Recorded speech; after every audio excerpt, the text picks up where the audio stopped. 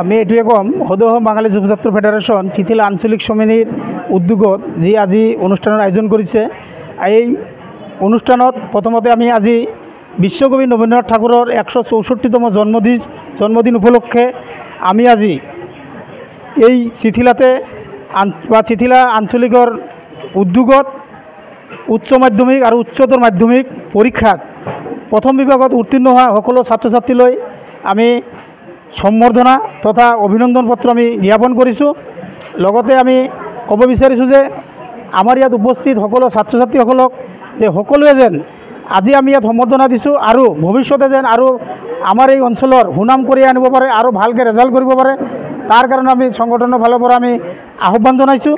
আৰু আমাৰ ইয়াত উপস্থিত আমাৰ সন্মানীয় অতিথিসকল উপস্থিত আছিল। তেখেতৰ ভিতৰত আমাৰ চিঠিলা হাইস্কুলৰ প্ৰধান শিক্ষক, প্ৰাক্তন প্ৰধান শিক্ষক শ্ৰীযুত বীৰেন ৰায় মহাশয়, শ্ৰীযুত ধীৰেন বৰ্মন মহাশয় আৰু প্ৰধান শিক্ষক বিষ্ণুপদ শীল শৰ্মা মহাশয় আৰু আমাৰ চিঠিলা হস্পিটেলৰ ডক্টৰ সন্মানীয়া শ্ৰীমতী ইৰাকী বাইদেউ মহাশয় ইয়াত উপস্থিত আছিল। আৰু আমাৰ সংগঠনৰ চেণ্ট্ৰেল কমিটিৰ ভাইচ প্ৰেচিডেণ্ট সন্মানীয় শ্ৰীযুত গোপাল ঘোষ মহাশয় আৰু লগতে আমাৰ জিলা কমিটিৰ সভাপতি পানেশ সৰকাৰ মহাশয়, সম্পাদক সমৰ দাস মহাশয় আৰু আমাৰ বিভিন্ন সন্মানীয় ব্যক্তিসকলে উপস্থিত আছিল।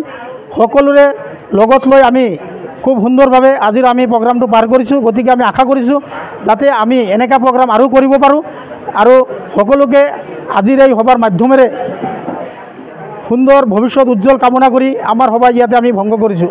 আজি আমাৰ 164তম বিশ্বকবি ৰবীন্দ্ৰনাথ ঠাকুৰৰ জন্মদিন উপলক্ষে আমাৰ ইয়াত ৰবীন্দ্ৰনাথ ঠাকুৰৰ প্ৰতিমূৰ্তিত মাল্যগ্ৰহণ কৰিছে আমাৰ প্ৰাক্তন প্ৰধান শিক্ষক চিঠিলা হাইস্কুল শ্ৰীযুত বীৰেন ৰায় মহাশয় আৰু বন্তি প্ৰজ্বলন কৰিছে আমাৰ চিঠিলা হাইস্কুলৰে প্ৰাক্তন প্ৰধান শিক্ষক শ্ৰীযুত দ্বিজেন বৰ্মন মহাশয় আৰু লগতে ফকীৰাগ্ৰাম বাংলা স্কুলৰ প্ৰাক্তন শিক্ষক শ্ৰীযুত দিলীপ শাহ মহাশয় ইয়াত উপস্থিত আছিল। গতিকে আমি এই ৰবীন্দ্ৰনাথ ঠাকুৰৰ যি জন্মদিন উপলক্ষে আমি সকলোকে আমাৰ সংগঠনৰ ফালৰ পৰা আন্তৰিক প্ৰীতি আৰু শুভেচ্ছা জনাইছোঁ যে সকলোৱে যেন ৰবীন্দ্ৰনাথ ঠাকুৰৰ যি আদৰ্শ নীতি আছিল এইবিলাক যাতে সকলোৱে মানি চলে আৰু এইবিলাক যদি মানি চলে নিশ্চয় এদিন আমাৰ ছাত্ৰ ছাত্ৰীসকলক ভৱিষ্যতে এজন ডাঙৰ মানুহ গঢ় দিব পাৰিব বুলি আমি আশা কৰিছোঁ। মই আজি সঁচাকৈ আনন্দিত আৰু গৌৰৱ অনুভৱ কৰিছোঁ যে আমাৰ চিঠিলা অঞ্চলত বহুত মেধাৱী ছাত্ৰ ছাত্ৰীয়ে এইবাৰ হাইস্কুল শিক্ষান্ত আৰু হায়াৰ ছেকেণ্ডেৰী শিক্ষান্ত পৰীক্ষাত ভাল নম্বৰ লাভ কৰি তেওঁলোকে পাছ কৰিছে। এইটোৱে আমাৰ অঞ্চলৰ এটা আশাৰ সঞ্চাৰ সৃষ্টি কৰিছে।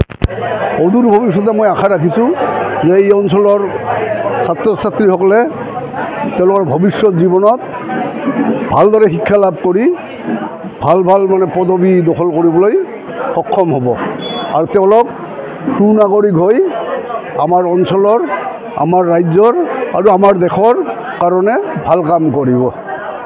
মোৰ ফালৰ পৰা সকলোকে সম্বৰ্ধনা জনাইছোঁ আৰু এই যে আসাম বাঙালী ফেডাৰেশ্যনৰ আঞ্চলিক চিঠিলা বাঙালী যুৱ ফেডাৰেশ্যন তেওঁলোকৰ এই যিটো মহৎ প্ৰচেষ্টা, এই প্ৰচেষ্টাকো মই ধন্যবাদ জনাইছোঁ আৰু আশা ৰাখিছোঁ তেওঁলোকে যাতে সমাজৰ অন্যান্য কাম কাজৰ কথা চিন্তা কৰাৰ উপৰিও শিক্ষাৰ ক্ষেত্ৰত যাতে গুৰুত্ব আৰোপ কৰে, কাৰণ আমি সকলোৱে জানো যে শিক্ষাই জাতিৰ মেৰুদণ্ড। গতিকে তেওঁলোক যাতে শৈক্ষিক দিশত যিটো আঞ্চলিক, তেওঁলোকে বেলেগ অঞ্চলৰ কথা চিন্তা কৰিব নালাগে। কমচে কম চিঠিলা অঞ্চলৰ আমাৰ যিখিনি ছাত্ৰ ছাত্ৰী আছে, যিসকল অভিভাৱক আছে, যিবিলাক শিক্ষানুষ্ঠান বা শিক্ষা প্ৰতিষ্ঠান আছে, তেখেতসকলৰ লগত যাতে ভাল এটা মানে কোঅৰ্ডিনেশ্যন মেইনটেইন কৰি শৈক্ষিক বাতাবৰণ সৃষ্টি কৰিব পাৰে, মই তাকেই কামনা কৰিলোঁ। ধন্যবাদ।